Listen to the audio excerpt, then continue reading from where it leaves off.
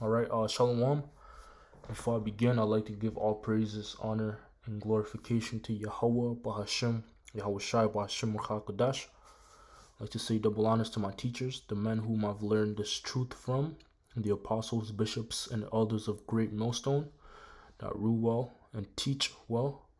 And I would also like to say Shalom and salutations to the brothers out there of the hopeful elect that are preaching this word in truth and sincerity. I'm the brother Shaquat from the branch of Great Millstone, Montreal. Back once again with another lesson. And once again, as always, Lord willing, this lesson will be edifying to the elect that's out there. All right. So this lesson was inspired by uh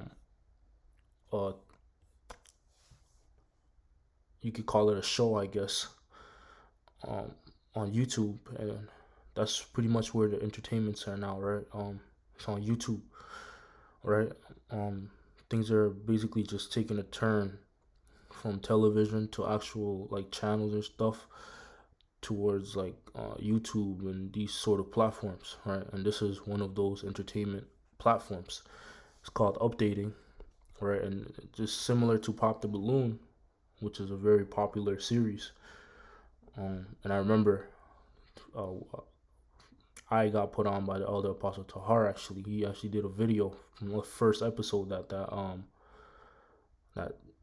Pop the Balloon uh basically came up. They featured or whatever, right? But this is similar, but this is a more Edomitish version of the updating. And as always,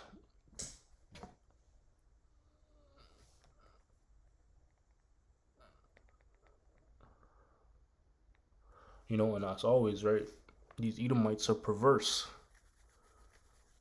These Edomites are not right. And who's Edom? For somebody that might be a new listener, or they don't know what I'm talking about. But Edom, he is the forefather of what you would call today as the so-called white race. They descend from a man named Esau. And because everybody on the planet Earth today, they have a biblical nationality. They can go back to um, the Bible. They descend from either Ham, Shem, or Japheth, right? Because what happened prior to that, the flood.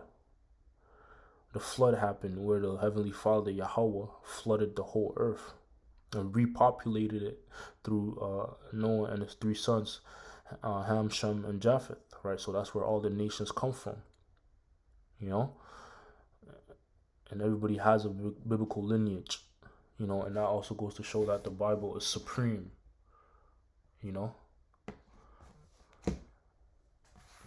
The Bible is the most accurate book, the perfect book out there. There's no other knowledge that can be compared to the scriptures, and the information that comes out of the scriptures, because that's the book that the Heavenly Father, Yahweh, and His Son, Yahweh Shai, are dealing with, right? But I say all that to say this, that these Edomites are not right. The Edomites is a nation of people in the Bible, and today they're known as the so-called white race, and the white race is not right, and if somebody was to look at them thoroughly and examine them, everybody would come to the conclusion that they're not right. Morale, and different things, man, but they're not right. They're perverse, and the scriptures, the scriptures says that, man. But this is something that I found, and I thought it would be edifying, and I thought I would do a video on. But it's basically going into two men that were brought up. And you can watch this episode, right? It's called Updating. That's the channel. I don't want to play it because I don't want to get copyrighted. But it says Sly Stallion's daughter goes on rocky date. and I believe that's the man that played Rocky. That's his daughter, and these are men, two men that are basically pitching themselves to her. All right, but there was a specific thing that was said, and this is entertainment, but comedy, right? But there's truth in comedy. You know, that's where it stems from. That's what makes something so funny is you saying the truth, telling the truth. That's what makes comedians funny, right? Telling the truth, because people are afraid to say the truth, and it's funny because it's relatable. It's the truth, right? It's something that you wouldn't normally say. That's what makes it funny. That's what comedy is, right? Truth. And these two men, right? They're both above 6'7". They're pretty tall men. They look masculine, especially this dude here. But the way he's dressed definitely um, does not say that. But he's supposed to. These two guys are supposed to be quote unquote masculine men. They're supposed to be men, right? Pretty tall, broad shoulders. He looks like he goes to the gym. They look like they take care of themselves, right? But these guys are weak, because something that was mentioned is if they like to be dominated by a woman, you know, and they both agreed, you know, and said that, yeah,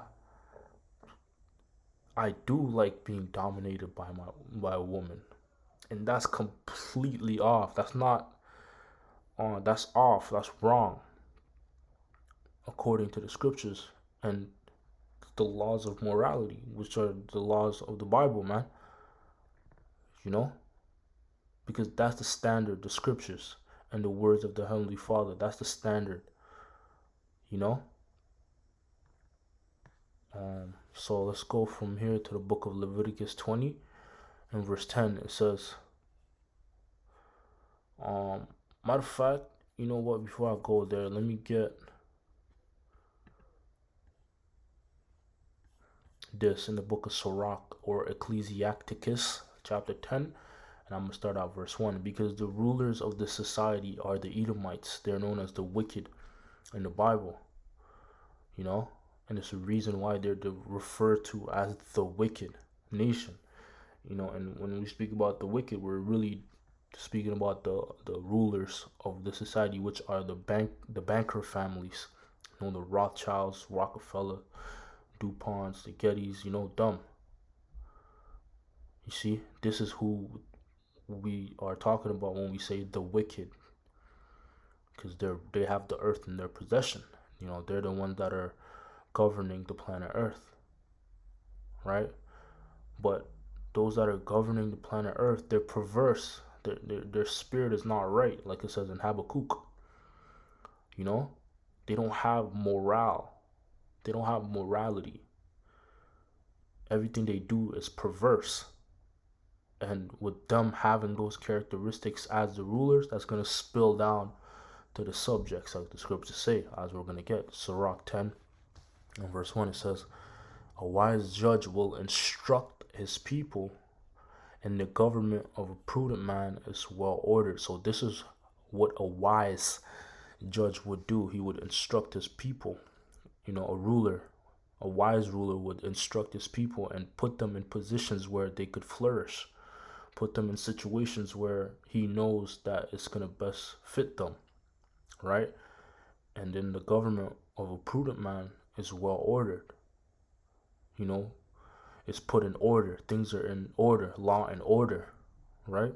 And a perfect example of that was King Solomon.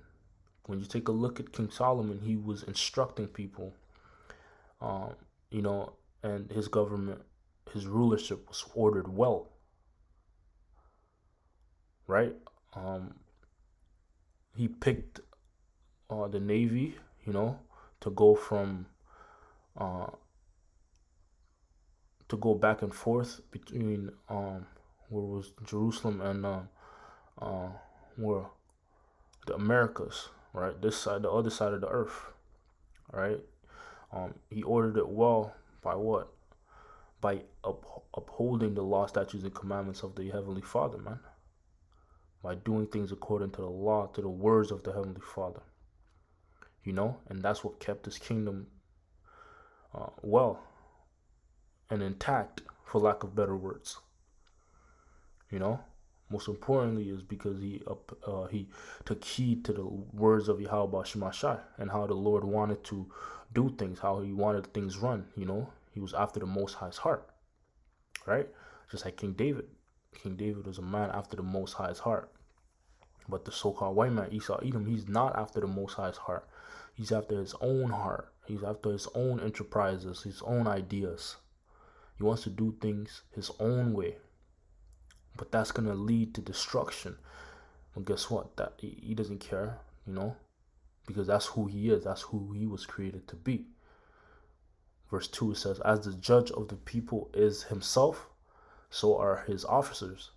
And what manner of man the ruler of a city is, such are all they that dwell therein. So whoever is ruling a particular place, you know, a government, or is governing over a particular place, that person and his characteristics, it's actually going to spill down to those that are under him, to his subjects.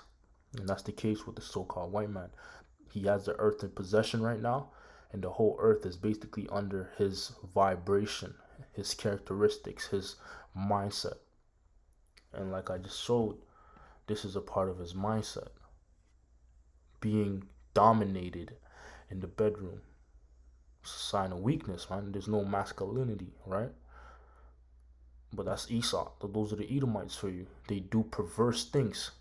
Because a man is not supposed to be dominated. A man is physically not made to be dominated.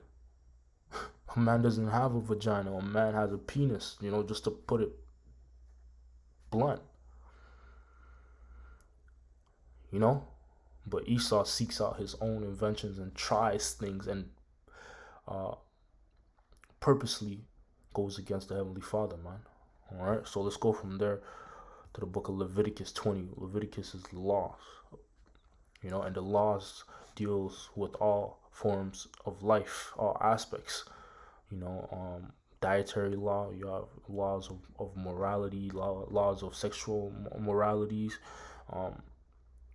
how to deal with your brother, how to deal with your parents, how to maintain a household, clothing, and so on and so forth, right? And here we're going to deal with sexual morality laws, man, because there is laws on how you're supposed to conduct yourself with women, and you know, or sexually, for lack of better words. There's laws laid down on how you're supposed to conduct yourself sexually, you know, and control your desires, man, you know. But it shouldn't be a desire to want to be dominated, man. This has messed up, you know. It's just not right. Nature, your body's not made for that, man. And we also have that, you know, Al-Azhar, whatever, you know. Yo. Anyways, this is Leviticus 20 and verse 10. It says, and the man that committeth adultery with another man's wife, even he that committeth adultery with his neighbor's wife, the adulterer and the adulterers shall surely be put to death, right? So if you commit adultery, and what is adultery? Adultery is when another man goes and sleep with another man's wife. That wife is already in the hands and possession of another man, but somebody comes and sleeps with her. That's adultery. All right. Verse 11, and the man, and that's it. You know, adultery is not if a man goes and sleeps with another woman. If a man has a woman and he goes and sleep with another woman, that's not adultery. As long as that other woman doesn't have a man, you know. Adultery is only when a man lies with another man's woman, or if a woman that's already married goes and lies with another man.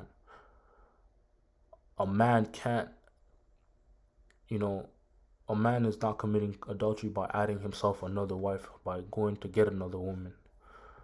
That's what I want to say, you know, because the scriptures say that, you know, the scriptures promote having another woman, depending on the context. There's nothing wrong with going and getting another woman, you know. Verse 11, and the man that lieth with his father's wife hath uncovered his father's nakedness. Right, so your mother, both of them shall surely be put to death, their blood shall be upon them. So you shouldn't be sleeping with your mother. That's obvious. But, Esau Edom, being the perverse man that he is, there's no limit to his perverseness, And that's why Lot was vexed with the filthy conversation of the wicked, because these things were going on as well in Lot's time. Just like we're vexed today, hearing these stories and watching these people just laugh and make it comedy for a man to rebel against the Most High, to go against nature, Verse 12, and if a man lie with his daughter-in-law, both of them shall surely be put to death. They have wrought confusion, their blood shall be upon them. If a man also lie with mankind as he lieth with a woman, both of them have committed an abomination. They shall surely be put to death, their blood shall be upon them. Right? So a man is not supposed to lay down with a woman. It's like a man is not supposed to lay down with another man just like he lies down with a woman, because that's an abomination.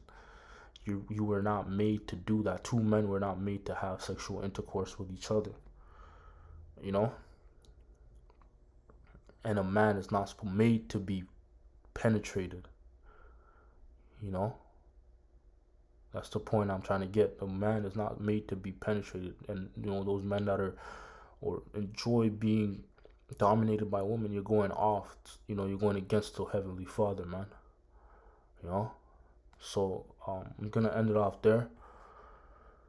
Lord willing, this lesson was edifying. Call Halayimla Yahweh Bashim Yahushai Bashim Ruchakudash. Once again, double honors to my teachers, the men whom I've learned this truth from, the apostles, elders, bishops of Great Millstone. Until next time, Shalom.